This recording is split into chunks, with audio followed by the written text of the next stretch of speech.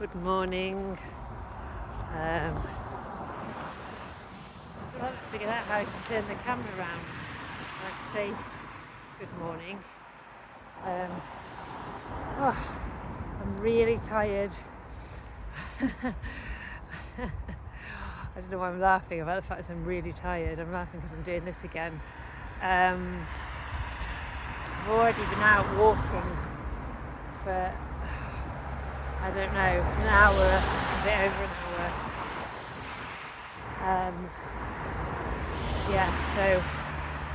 But I don't know if I'm going to be able to make much sense of myself really.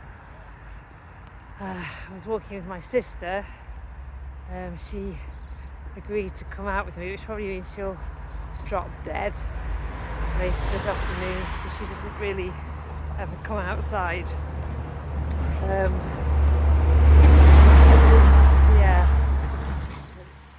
It's got very bright for her.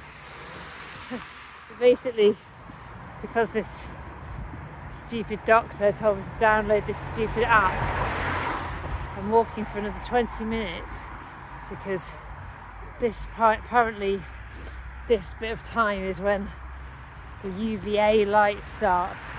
It supports your serotonin and dopamine and some other crap. So as you can see, it's very, very sunny. A rare, very sunny day.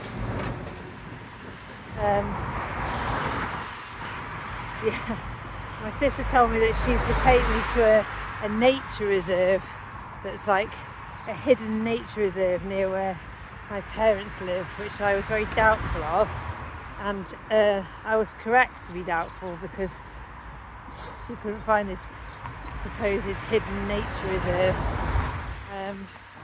So we just really wandered around the streets, some quite shit streets, for an hour and a half, and hopefully she won't have like a seizure or something, because she did that. I feel like, I don't know quite how long I'm going to have to keep this habit up. This is a funny shaped church over there. I don't know if you can see it.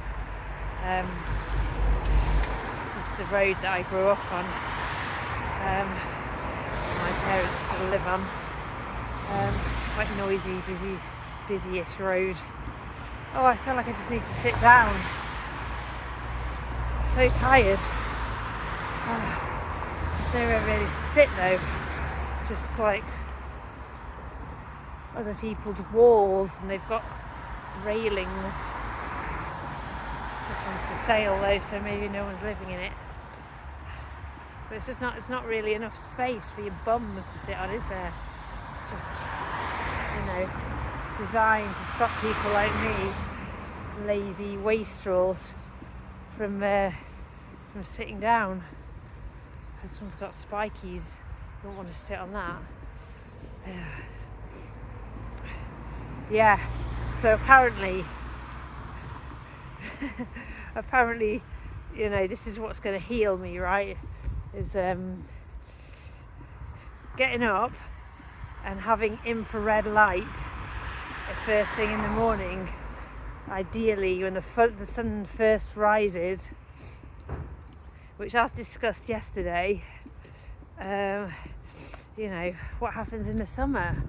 It's going to be like bloody 4 o'clock in the morning. Literally, I suppose I can have it before I go to sleep. And then, like, I don't know, an hour and a half later, the UVA rises, which, allegedly is stimulating my serotonin. And so it doesn't matter if I don't eat any food or, drink any water.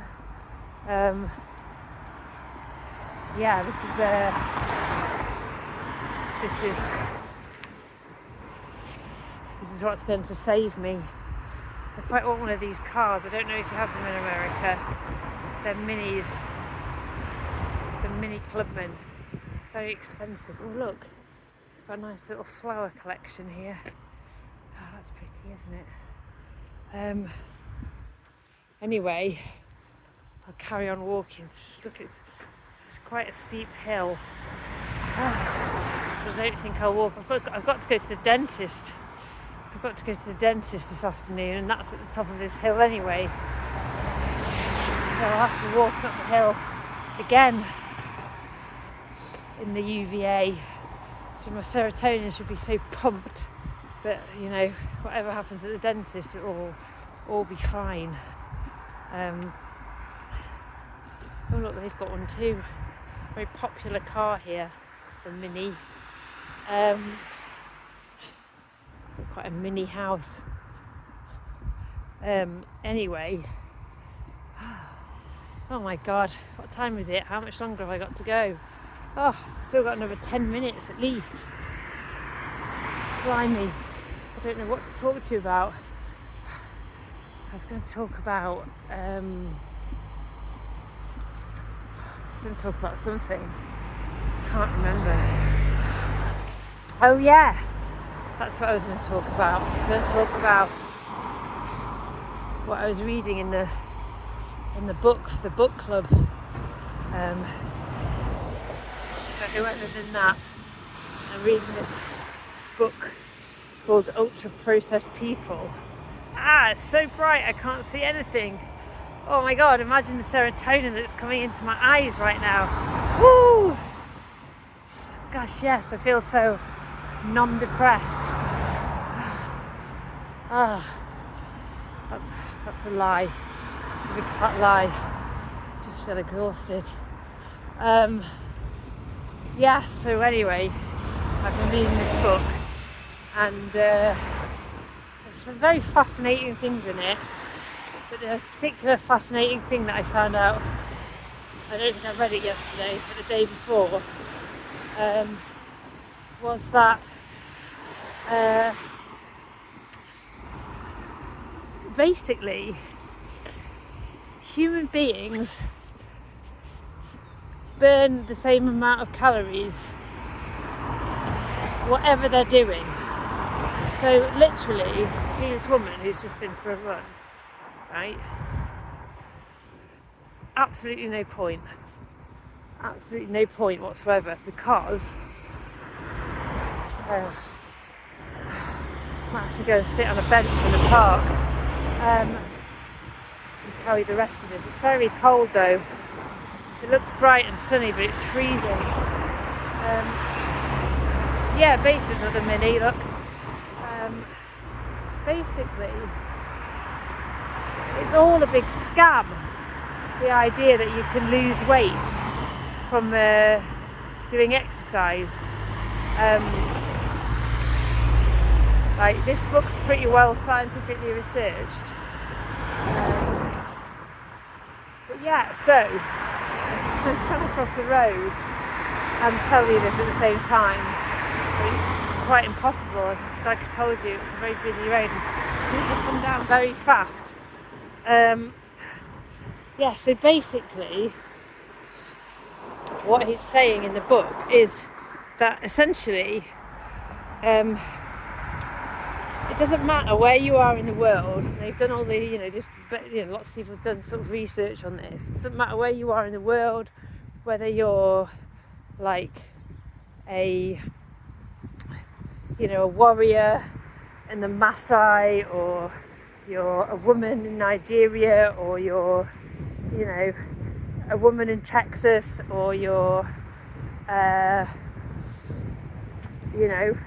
me lying in my bed. It doesn't matter if you're lying in your bed doing absolutely jack shit, or if you are, running around the plains of Africa, hunting and gathering, you still burn the same amount of calories every day, whatever you do, or you still need the same amount of calories every day. It doesn't matter if you exercise all the time. It doesn't matter if you do no exercise. There's a set point of calorific intake that humans need, and obviously if you exceed that, then you're going to put on weight, or if you don't have enough, like me at the moment, you're going to lose weight. But yeah, it doesn't matter. It doesn't matter whether you do shitloads of exercise or not. We just kind of burn the same amount of calories. So I found that quite fascinating. And what's more fascinating, because I'm not really doing it justice, what he said. What's more fascinating about the whole thing is that, essentially, obviously in America and in Britain, and in lots of other places too, I'm sure, there's this whole massive idea about, obesity and how it's kind of down to personal responsibility. And it's telling me my storage is low again, but let's see. It's down to personal responsibility and all of that. And people who are obese, they need to get out and exercise, but it's just not true. It doesn't make any difference. Basically, it's just people just burn calories, or they just need a certain amount of calories, and it's the same for kind of everybody, really.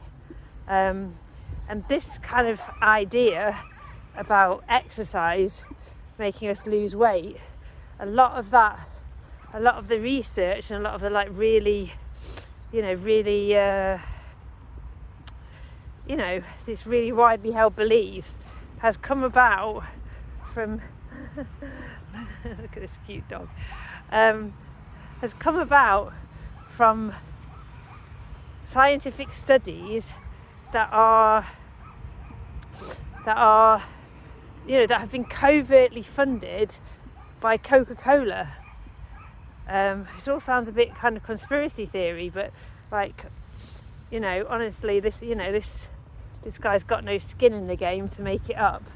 And it's that there were a lot of papers that were research, academic papers that were published, and the people who claimed that they had no conflict of interest. If you publish a research paper, you have to say at the end of it that whether you've got a conflict of interest.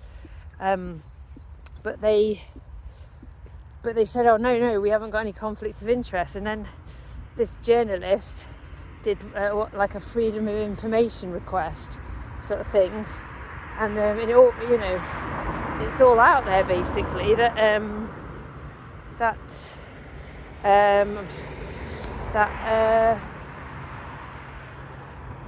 these, I'm going to cross back to the sunny side of the street, that these research studies, that Coca-Cola was funding them, that Coca-Cola had paid for these research institutes, and because obviously massive vested interest in that kind of misinformation, that that it's down to the amount of exercise people do. And if you think about it, it's been massively influential, right? Like all these ideas around 10,000 steps, and and of course there are other benefits for doing exercise or going outside. For example, look at this funny dog. For example, getting sunlight. For example, using your muscles for exercise. But you don't have to do that outside, you can do that inside. For example, it's just absolute suburbia. It's like endless. Oh, can you see? It's endless suburbia. Looks nice now, doesn't it? But it's just I find it quite depressing. But you'd never get this in London. Look, this like waste ground. It's bit of waste ground. Like, I mean, you know, I'm sure that's much more common in the States, apart from if you live in Manhattan or whatever, but you know, you don't have any inch of space in London that's not completely built on. So to go back to what I was talking about, if I can remember, essentially, you know, a lot of these really sort of popularised ideas that, you know, have contributed to this idea that, you know, people who are overweight are lazy is obviously just complete crap. And not only that, it's perpetuated by particularly Coca-Cola to, you know, to turn responsibility, to obfuscate and turn responsibility away from them. And because, you know, like, actually super sugary drinks are like much more likely to cause these problems. I haven't got as far as understanding quite how ultra processed foods are particularly bad. It's quite a lot. It's quite dense, this book, but yeah, I found that fascinating and quite horrifying. See, this woman, I mean, maybe she's running just because she loves it. Maybe she's running because she likes having nice muscly thighs. I used to enjoy having nice muscly thighs, but maybe she's running because she thinks she's going to lose some weight, but she's not. It's quite hard to believe that, isn't it? It's quite hard to take on as a concept that, you know, you can be doing all the exercise you want, and it doesn't mean that you can ingest more calories. It just means that you're fitter. There's another mini. Everybody's got them. Anyway, so there you go. I don't know if that made any sense whatsoever. But that's the truth. That's the truth. I believe it. You know, like I said, this guy's got no skin in the game to say anything else, and he seems pretty smart. And it's pretty well referenced. But yeah, I mean, God, I guess back in the day, I definitely thought that if I went for a run, then I could eat like 15 pies. But it turns out, I don't know, turns out this happened. And now I look like a little stick. You can see my shadow. Look at those little sticky legs. Yeah. You know, it turns out you can do a lot of things, and then something really fucked up happens, and, you know, your body just goes haywire. UPFs, no UPFs, running, not running, probably sunshine in your eyelids, not sunshine in your eyelids. None of it makes any difference. I took a picture earlier for Robin. Look at these cars all parked. They're not even parked halfway on the curb. They're just right on it. That is actually illegal. FYI, if you watch this video, Robin, it is. But like, no one's going to enforce it. But yeah, parking like that, you know, where you can't get a pushchair around. I think that's the sort of standard.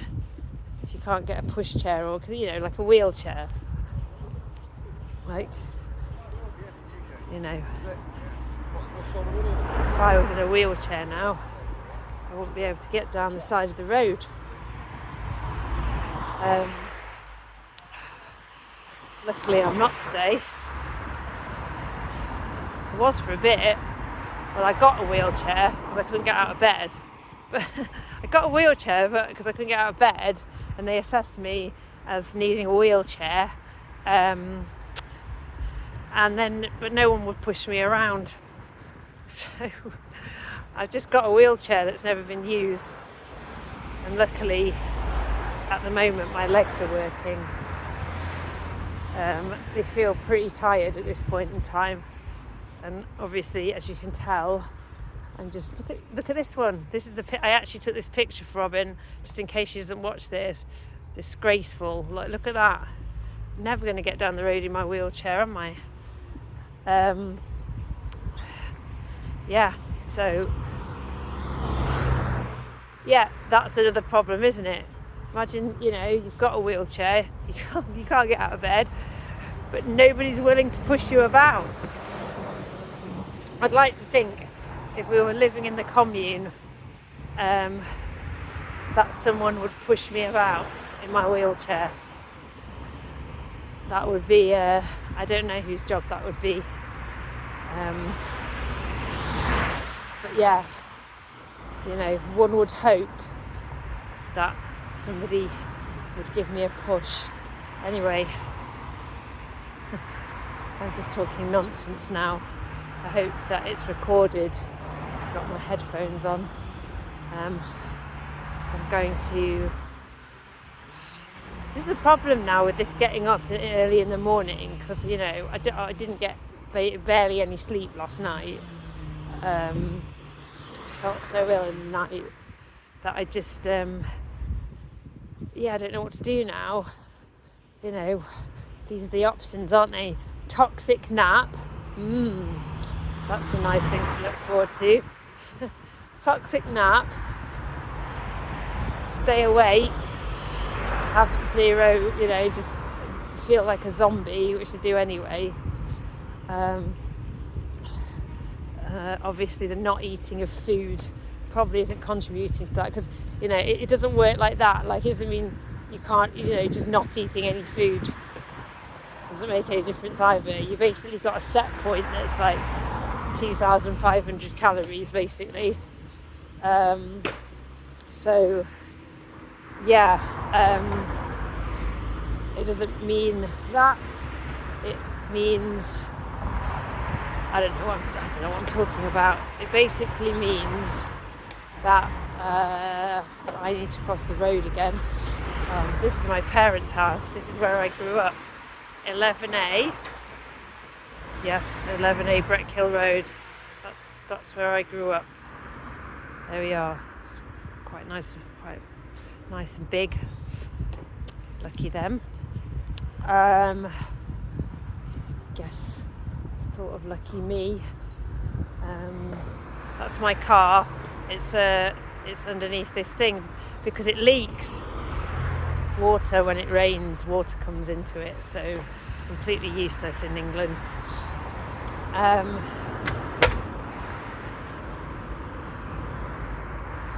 Anyway, got to cross the road. It's very hard on this bend. Look at all the minis, so many minis.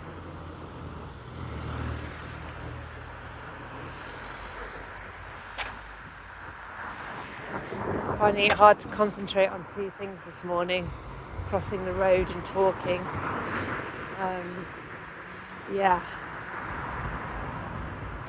Anyway, I was saying I don't really know what to do with myself. Do I... Look at this. Ooh, private property. Oh. Well, I live here, so there. I don't know whether to go back to bed because I actually do need some sleep. And despite what this crazy wacko doctor thinks, I'm pretty sure sleep's quite important too. Or do I don't know, try and do some of the very many million chores that I've got. Can you see it's frosty on the ground? This is like a kind of communal garden, but like no one goes in it as far as I can see. I haven't lived here very long, so I don't really know. There's the bins. I know you'll be happy about that. Right, I've got to find my keys and get into the house. So I'll see you later. Bye.